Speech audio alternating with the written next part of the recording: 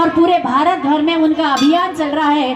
उनके कई WhatsApp group बने हुए हैं। मैं चाहती हूँ उनके लिए भी आप जोरदार तालियों से उनका स्वागत सत्कार करें। आदरणीय भावसार भाव, जय श्री राम। श्री गुरु चरण सरोज। कैलाश सर एक माइक दे। जय श्री राम। हाँ, जय श्री राम। हेलो, जय सियाराम। जय श्रीराम। आवाज आला नाही? जय सियाराम, जय सियाराम। पा आपण सगळे हनुमान भक्त, राम भक्त, श्रीकृष्ण भक्त, आपल्याला सांगण्यास आनंद होतो की नाशिक शहरातील, परत एकदा सगळ्यांनी नीट ऐका, नाशिक शहरातील 700 पेक्षा जास्त देवस्थान आपण एकत्र केलेत आणि त्या देवस्थानमध्ये जवळजवळ 400 पेक्षा जास्त देवस्थानमध्ये संध्याकाळी 7 वाजेची आरती। आपण आपल्या जवळच्या मंदिरामध्ये जा, त्या ठिकाणी आरतीला उपस्थित राहा।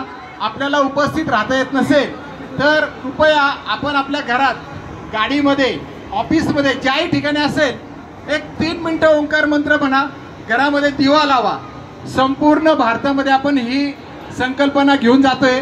अतिशय चांगला रिस्पॉन्स। तुम्ही लक्षात घ्या, 400 मंदिरं एकाच ठिकाणी एकाच वेळेला आरती करतायत, ही अतिशय महत्त्वाची बाब आहे।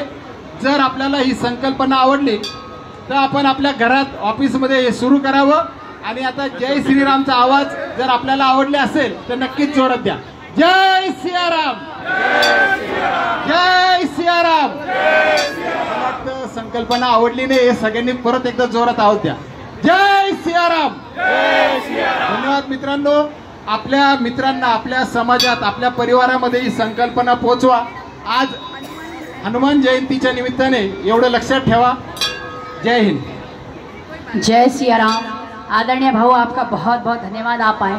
मैं यहाँ के सभी ट्रस्टीगण, सभी पुजारीगण, सभी जो पधारे हुए सारे भक्तगण और सबसे विशेषकर अग्रवाल परिवार, आदरणीय प्रमोद जी अग्रवाल और उनके सभी परिवार का मैं बहुत बहुत आभारी हूँ। मैं चाहूँगी, आपसे पहले मैं कह देती हूँ कि अगले साल भी हम लोग यहाँ पर पाठ रखेंगे क्या?